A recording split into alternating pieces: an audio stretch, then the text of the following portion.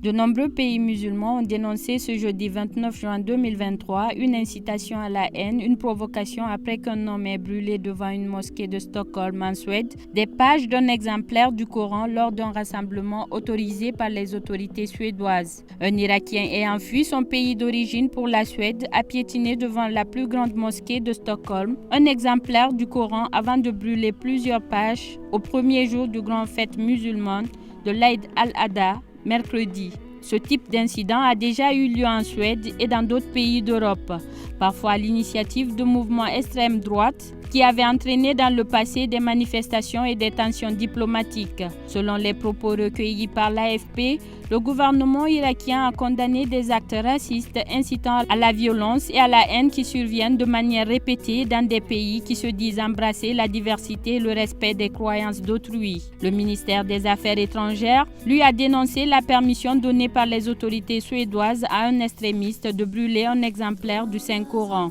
L'appel à manifester, figure incontournable de la politique en Iran, l'influent leader religieux chiite, Moqtada Sadr, a appelé à manifester devant l'ambassade de Suède à Bagdad pour demander le renvoi de l'ambassadeur et à retirer la nationalité irakienne au criminel qui a brûlé le Coran. Pour sa part, l'Arabie saoudite, qui abrite les deux villes saintes de la Mecque et Médine, a dénoncé des actes haineux et répétés, incitant à la haine, à l'exclusion, au racisme et contredisant les efforts visant à répandre les valeurs de tolérance. Autre monarchie du Golfe, le Koweït a appelé à ce que les auteurs de tels actes hostiles soient jugés et empêchés d'utiliser le principe des libertés pour justifier l'hostilité contre l'islam. Le gouvernement et le peuple de la République islamique d'Iran ne tolèrent pas une telle insulte, a déclaré à Téhéran le porte-parole du ministère des Affaires étrangères, Nasser Kanani, dénonçant un acte inacceptable.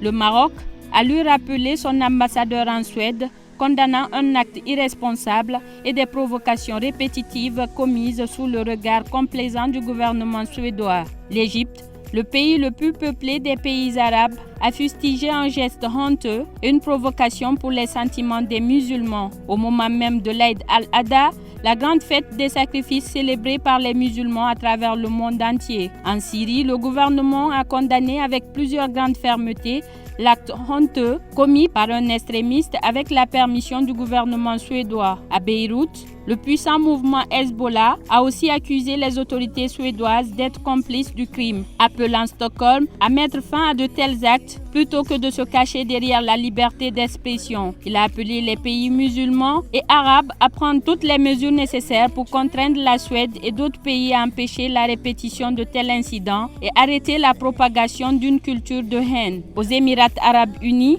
le premier conseiller du président a estimé sur les réseaux sociaux que le monde occidental doit réaliser que son système de valeurs et ses justifications ne peuvent être imposées au monde. Le ministère palestinien des Affaires étrangères a dénoncé une violation flagrante des valeurs de tolérance, d'acceptation des autres. Des organisations dans la région ont également réagi, comme la Ligue arabe qui a condamné une agression au cœur de notre foi musulmane. Le Conseil de coopération du Golfe a tenu les autorités suédoises responsables de toutes les actions résultant de ces actes, alors que l'Organisation de la coopération islamique les a condamnés fermement. L'incident a aussi suscité la colère en Turquie, où le ministre des Affaires étrangères Hakan Fidan a estimé que fermer les yeux sur des actes aussi atroces, c'est être complice. À Kaboul, le gouvernement taliban a dénoncé un mépris total envers l'islam. Pour rappel, une manifestation avait eu lieu en janvier au cours de laquelle un exemplaire du Coran avait aussi été brûlé à Stockholm devant l'ambassade de Turquie, un acte qui avait suscité la colère à travers le monde musulman où des manifestations et appels au boycott de produits suédois étaient visibles.